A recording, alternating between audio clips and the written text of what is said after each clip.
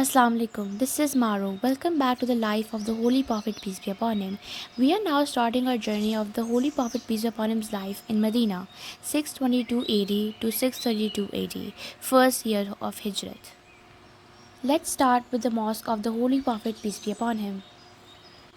The first important thing that the Holy Prophet peace be upon him did on arriving in Medina was to build a mosque that not only became a spiritual center for worship but also the political and military headquarters for the new state. All affairs of the state were conducted at the mosque. It soon developed into an institute of learning where discussions and seminars were held, and a social institution where Muslims learned and practiced discipline, unity, and brotherhood.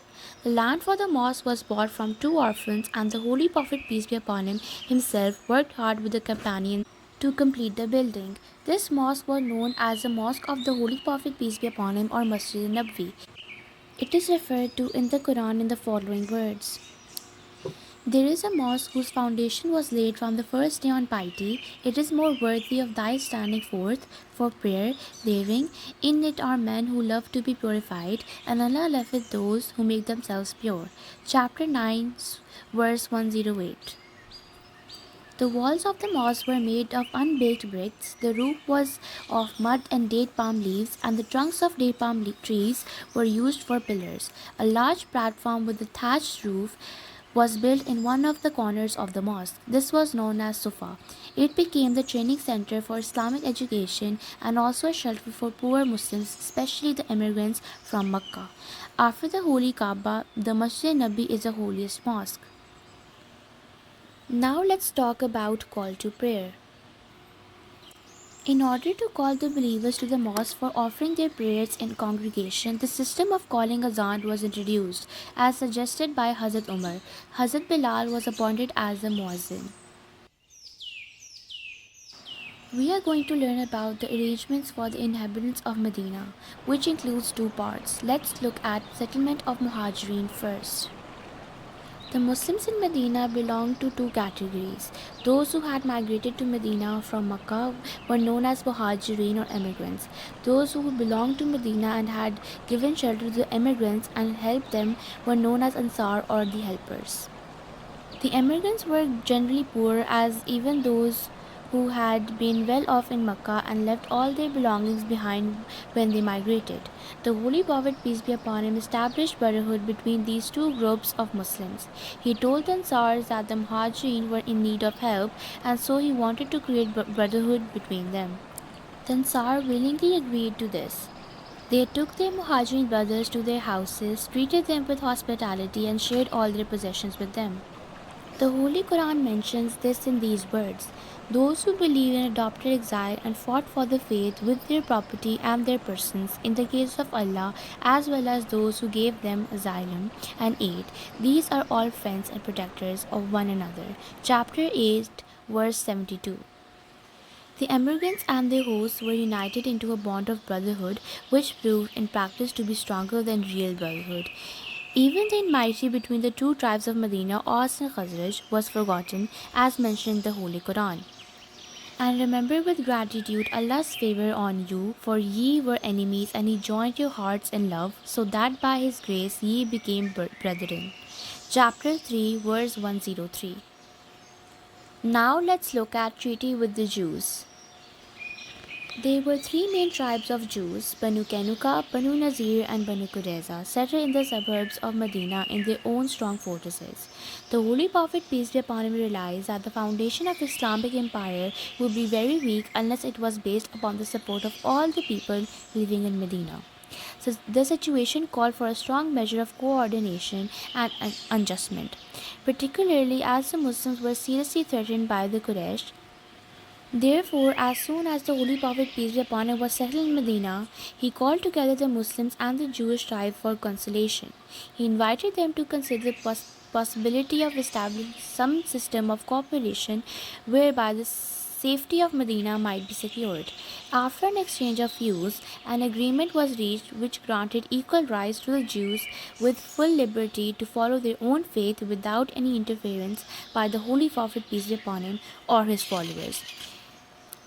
It stated that the Muslims and Jews were allies and would help each other. that neither party would commit aggression against the other, and that in case of an attack on Medina, both Muslims and Jews would defend it. This treaty is a landmark in the history of mankind. It guaranteed freedom of worship for the Jews. It also guaranteed protection of their life and property. It was an attempt to establish friendly and cordial relations between the Muslims and the Jews of Medina, to live together as peaceful citizens and defend the town from all invaders. By virtue of this agreement, the relations between the Muslims and the Jews were regulated and a basis for the governors of Medina was provided.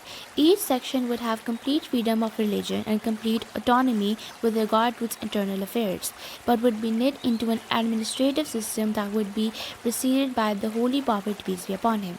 The treaty also established the Holy Prophet, peace be upon him, as the leader and the head of the state of Medina.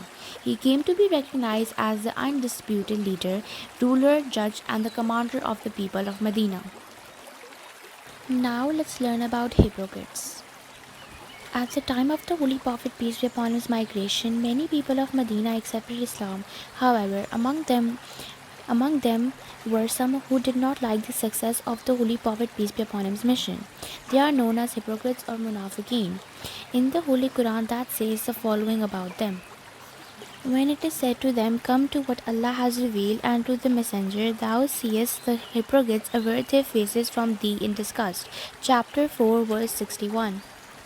To all appearances, they became Muslims and prayed and fasted as they belonged to the Muslim community. Deep at heart, however, they did not believe. Their hearts were full of hatred for the Holy Prophet, peace be upon him, and his companions. They spared no effort in their attempts to cause harm to the Muslims. They proved to be more dangerous than the unbelievers because they were able to know the secrets of the Muslims and pass them on to the enemies of Islam. Their leader was Abdullah bin Ubay. Before the Holy Prophet, peace upon his migration, preparations were being made to crown him the king of Medina, but after the Prophet, peace upon his migration, he was deprived of that position. He, however, continued to have great influence over all those who viewed Islam with hatred and suspicion. He continuously intrigued with the chiefs of Makkah to wage war against the Muslims. His behavior at the time of the Battle of Uhud, when he withdrew 300 of his supporters and almost broke the strength of the Muslims, was damaging to the cause of Islam. After the Battle of Trench, he was in secret contact with the Jews who had been exiled from Medina to inform them of the movement of the Muslims. Abdullah bin Ubay built a mosque outside Medina where he, along with his companions, used to hold meetings against the Holy Prophet, peace be upon him. When Allah revealed verses against the house of conspiracy, which the hypocrites called a mosque, it was demolished and burnt by the order of the Holy Prophet, peace be upon him. Soon after the Tabuk expedition, Abdullah fell ill and died. With his death, many of the hypocrites repented and turned to the genuine faith.